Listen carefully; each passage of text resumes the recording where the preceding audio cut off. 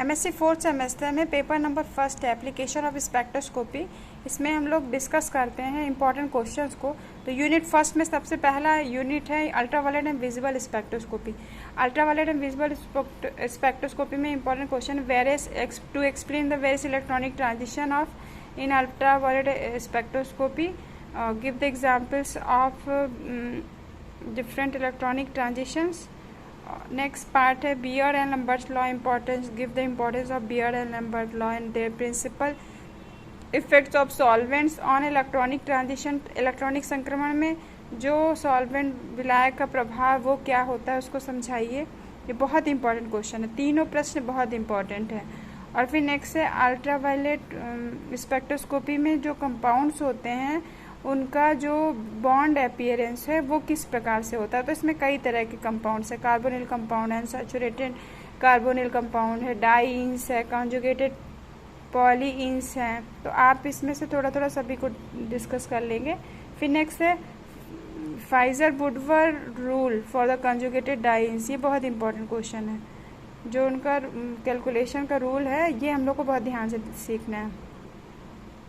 फिर नेक्स्ट है ultraviolet spectroscopy of aromatic compound with example. और फिर नेक्स्ट है बाईफेनिल कंपाउंड में स्टेरिक हिंड्रेंस को एक्सप्लेन करना। बाईफेनिल कंपाउंड में ये 3-4 क्वेश्चन बहुत इंपॉर्टेंट है। एक तो ultraviolet spectroscopy of aromatic compound, biphenyl, various electronic transition, Beer Lambert's law, solvent effect, और next Woodward Fieser rule for the calculation of conjugated डाईन्स।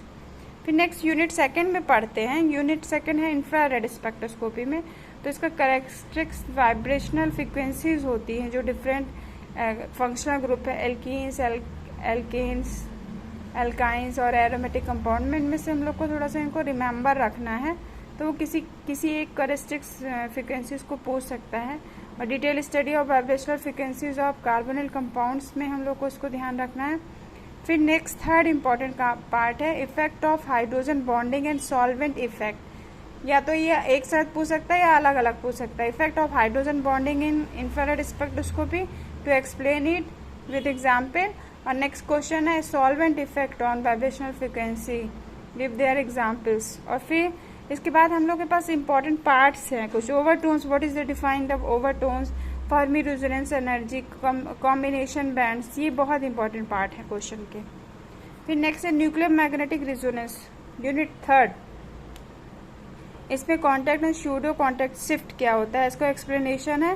Factor affecting of nuclear relaxation, इसको हम लोग को पढ़ना है। फिर overviews of NMR of metal nuclei, इसको देखना है। इन टिन मॉलिक्यूल और प्लेटिनम मॉलिक्यूल, ये इस यूनिट में 3 पार्ट बहुत इंपॉर्टेंट है। फिर यूनिट फोर्थ में है कार्बन 13 एनएमआर स्पेक्ट्रोस्कोपी का general consideration.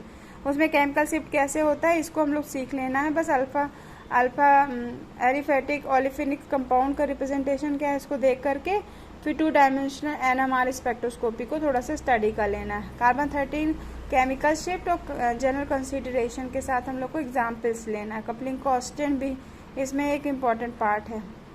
Coupling constant, chemical shift, coupling constant. Unit 5 में मास स्पेक्ट्रोस्कोपी में आयन प्रोडक्शन कैसे होता है, E1, C1, FD, ESI, इनकी फैक्टर अफेक्टिंग और फ्रेगमेंटेशन क्या होता है, कैसे होता है, इनका फैक्टर किस प्रकार से प्रभावित करते हैं, और आयन एनालिसिस कैसे होता है।